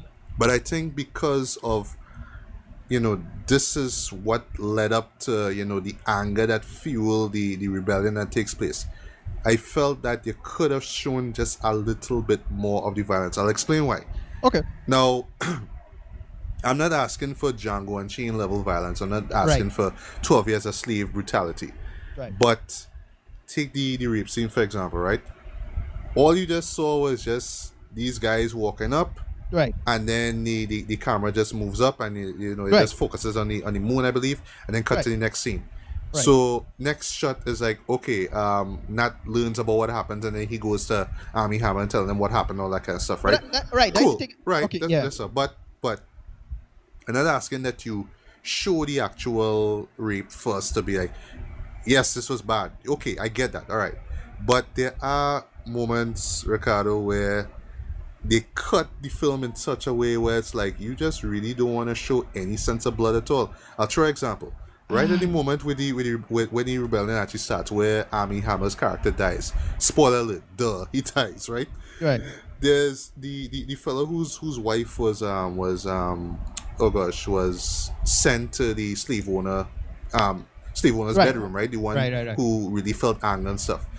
He went back for the guy, right? And then he comes back he pulls him out, so he kills him, and then he cuts his head.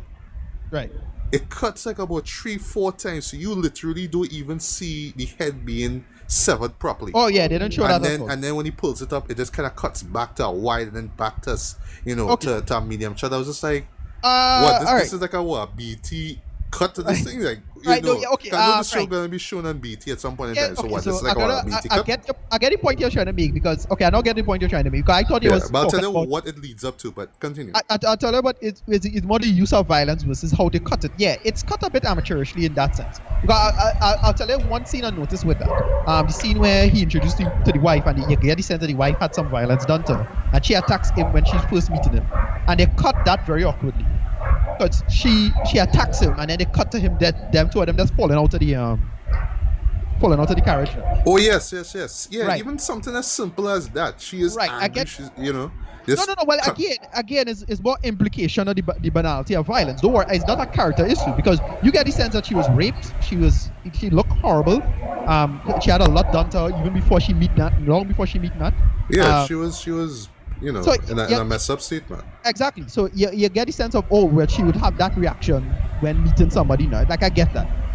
But I get in terms of the cut because they could have cut it better with them going through. But you don't want to harm your actors and that kind of mealy mouth kind of approach of filmmaking, which is sorry to say, that is the nature of filmmaking today. I on the fence about that because to me it was more about the banality of the violence. Right. That's why it worked better in terms of this is just casual or normal. So that's why I didn't worry to spend too much time on the violence. It's this black girl get raped. Well, that's a normal thing. Now again, this is a propagandistic aspect because you're not sure how much sexual violence went on in terms of in the slavery thing.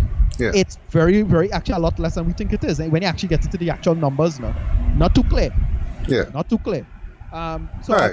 we're gonna get into that back and forth. But again, I understand where you're coming from just the technical standpoint of how to shoot the shot and make it clearer. I understand where when the guy run out, he clothesline him and then he decided to cut off his head, but they cut it in a kind of weird, kind of amateurish way. Yeah, like I say, it's like a made for TV cut. Like you don't want to show the violence, but you want to keep that shot.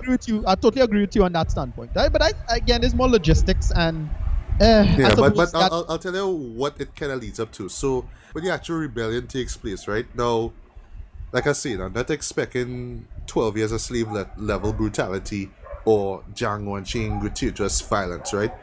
But look at Braveheart, for example. When that war actually took place, right? yeah, Yes, but you saw the atrocities, you saw the atrocities that took place. But then, when the battle actually takes place, it's a war, and you feel it, you see it, you right. see the blood, you see This everything is like that.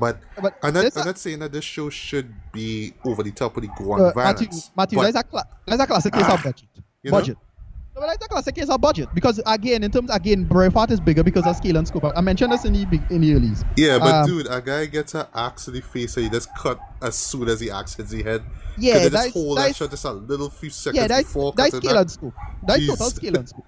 Yeah, and well, the reason why I keep mentioning this a lot is because for the viewer, for the audience watching this show, it kind of gives them this sort of visceral thrill. It's like, yeah, take that.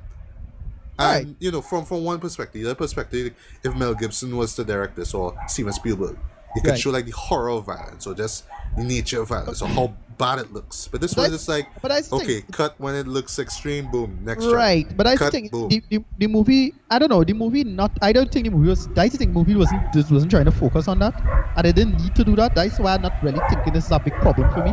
Like to me, it was all about Nat Turner and what Nat Turner saw. Okay. That's what I got from it. So you don't need to see all of that stuff. That's why to me it was a lot more artful and tasteful in the sense of how they did the violence. Yeah. And to me it worked better in that way. I personally wouldn't have, like, I personally understand why he did it this way in that approach. It was a mix between logistical limits and then art approach and then aesthetic approach. Right. So to me it was like one of those best possible choices given the circumstances. Because the movie doesn't have that big of a budget in my opinion.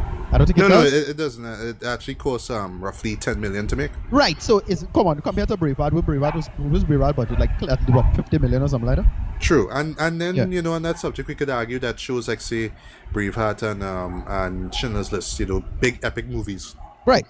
And from big or at least established filmmakers or people involved in film, they could manage to get away with showing, certain acts of violence. They could get away with showing blood and stuff. Right. But in this case, because it's a first timer, I guess I'll argue with all this that I mentioned, these little tidbits is because it's a first time thing now. Right. He didn't wanna outstretch. He didn't wanna outstretch his boundaries. And he didn't wanna try to be like the next Mel Gibson. He didn't want to make anything bloody and gory. He just wanted to show the point. But I just felt like from an emotional perspective, that thrill, regardless of how brief it is, I think that maybe if it showed a little bit more of the violence, it would have, it would have felt it a little bit more. But still, I saw where he was coming from, and I like the fact that you use, you're talking about the fact that it's a more artistic take on the story. So it's not like a Hollywood version of it. Not like, well, you're expecting a big grand battle scene because it's a Hollywood movie. It's far from it. It's from Fox Searchlight Pictures of all people. It's not Universal or whatever. It's not a big company. So I feel that if a big company was on board, then you would have gotten a bigger movie. But because of the budget and the scale of it, you got what you got. But I just felt that it could have been, if there was a little bit more, just little tiny little bit, then the emotion would have really hit me a lot harder. I mean, like, I saw it, I got where you're coming from. That last shot was really great as well too, but then like I walked out, I didn't feel like, yeah, boy, I hate slavery or all that kind of stuff. But I understood where you're coming from. Right. Straight. Okay, so we want to give you ratings? Yeah. Feel free. Right. Give yours first. I'm gonna give this a very, very high movie tongue. I see. Well done. Yeah. What it does quite well. But again, because I have to pull it down in terms of like subject matter, I'll admit personally, I kind of get a little fatigued with a lot of these slavery black suffering movies. So I suppose that's a factor in terms of like what. We're always gonna have these movies. We're always gonna have these movies. That's the problem. So as long as Afro-Americans continue to suffer unnecessarily, we're gonna have these shows. Right. Why think we had our Roots remake this year for? Remember? I didn't watch it yet. I didn't watch it yet. I heard it was good, but I didn't watch it. Yeah, okay. So that's, and so it's how well you do it, and this did it. Not the best, but pretty damn good. And I still think, again, because I have to factor in what is Dave Parker first feature length, but it's this kind of product, and really, it wasn't too. I don't really factor the rape thing, because again, I try to separate art from artists in that sense. Yeah. but I try to, there's the idea of, well, okay, it's another slavery movie, but it's not Turner. We didn't see that before. But then he embellished this. So it always weird pros and cons that went behind it. But ultimately, the good outweighs the bad. Yes, it does. And by a lot. And I didn't really have a problem with all of these stuff, with the propagandistic stuff, because you could, at least my brain could separate that stuff and know what's going on, and just look at it as an art piece in its own way, and it works for the most part. I really like this film. Solid movie. So yeah. All right. For me, I will give this a strong 3.5 out of 5 stars. It is worth checking out. Yeah. What I would say though is that if you're really curious to see the show, by all means, really go and check it out. Just try to ignore the controversy. Try to ignore the whole rape allegation stuff. Just go in watching a film, and then when you come out, then you can make your decision about whether you thought it was worth it. I think the issue is that they didn't group me as much as it should have.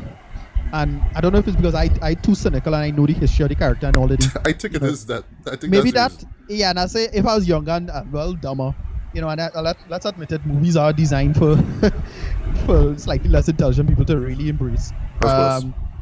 Sad but true. At least many movies.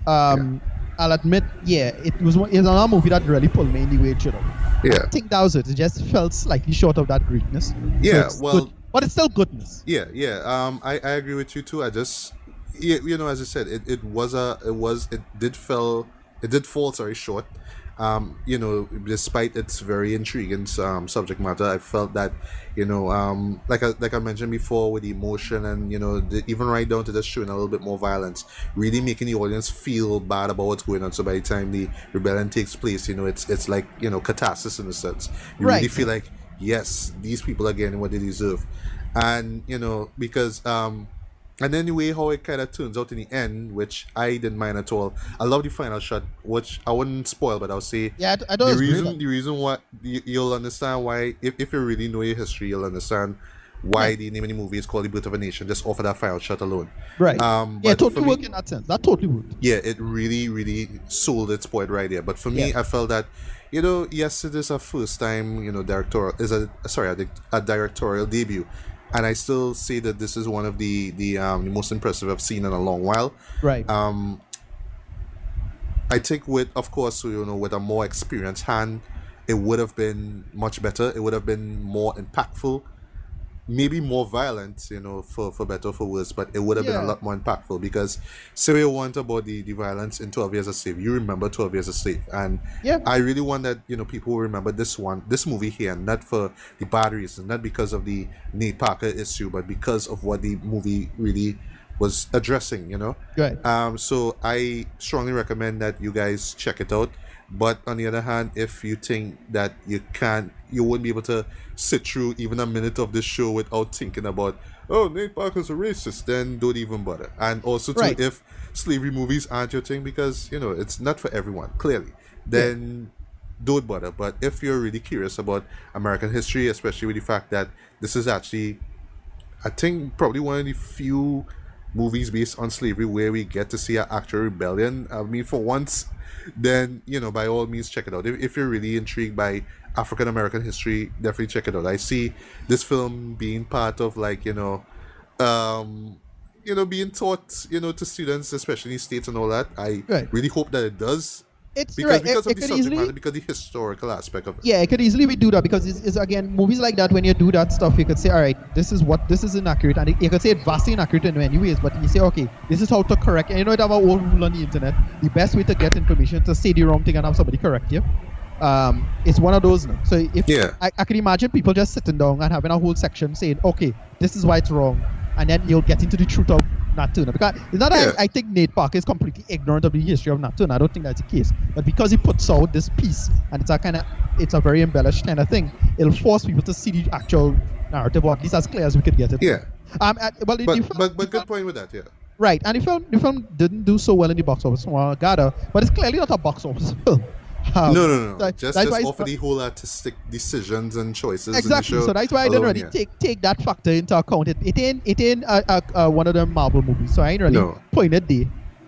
But unfortunately, I really wanted this to be like probably one of the year's best, because of how they were hyping the show up ever since it premiered in Sundance. But Yeah, for what it's worth, I still say you should really check it out. Just Yeah, forget about the controversy and just focus on the art, not the artist, Right, and you'll right. come out of it with Yeah, you should come out of it with some sort of enjoyment somewhere. yeah, I strongly recommend it as well. I really enjoy this one. So yeah. Right.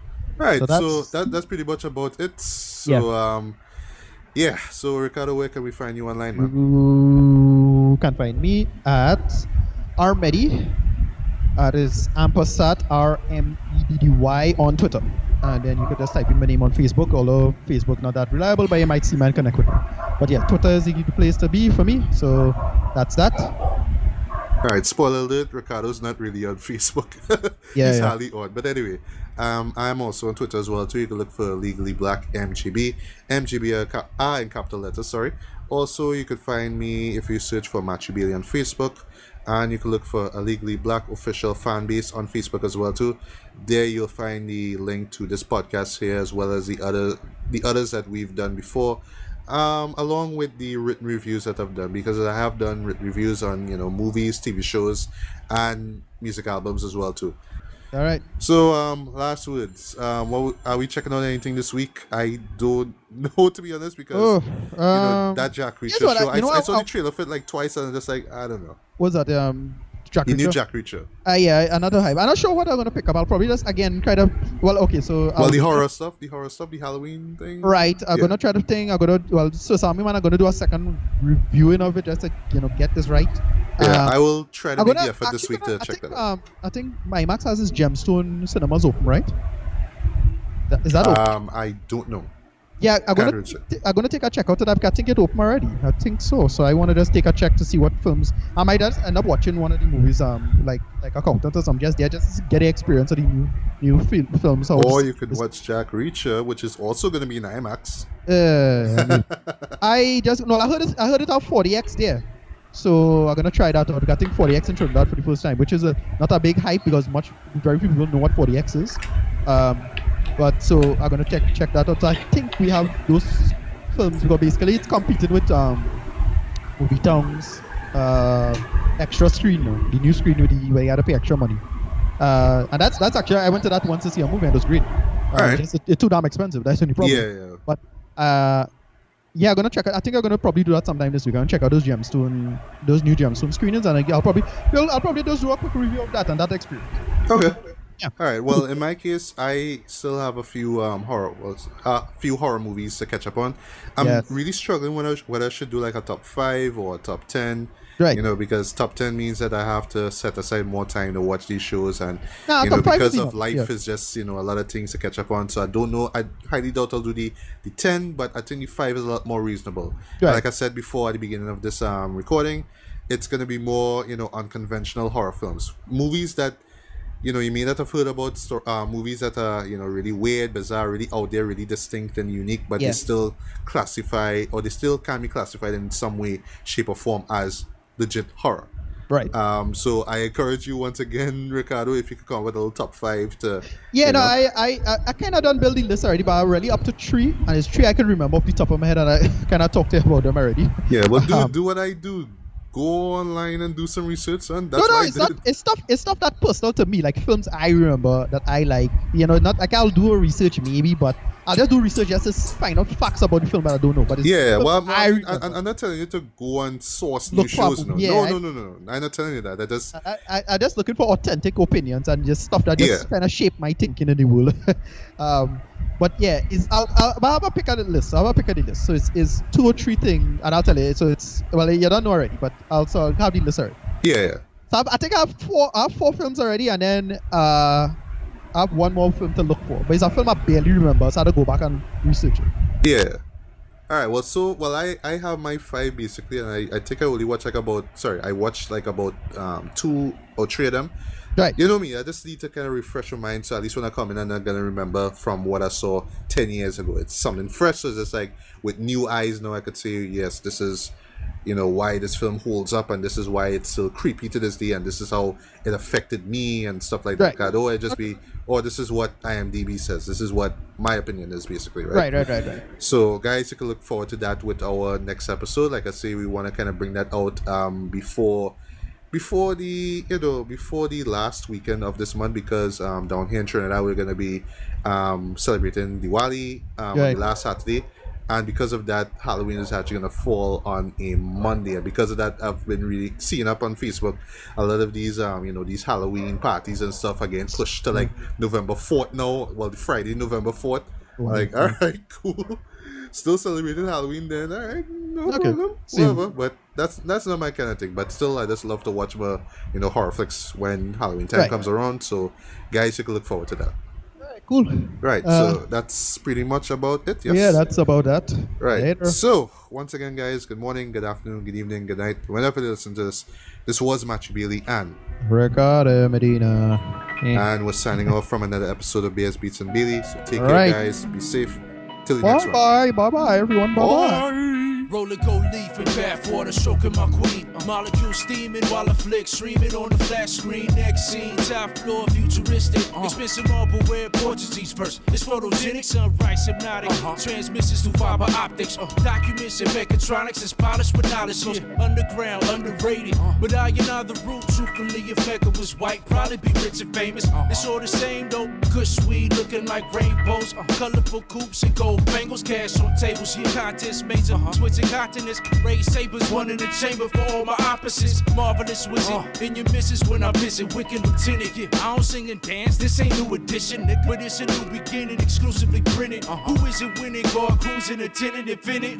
Spectacular. And all my niggas round this world represent the real hip hop. Undisputed. And all my niggas round this world represent the real hip hop. And all my niggas round this world represent the real hip hop. All my niggas, and all my niggas round this world, you know what I'm saying? Represent the real hip hop.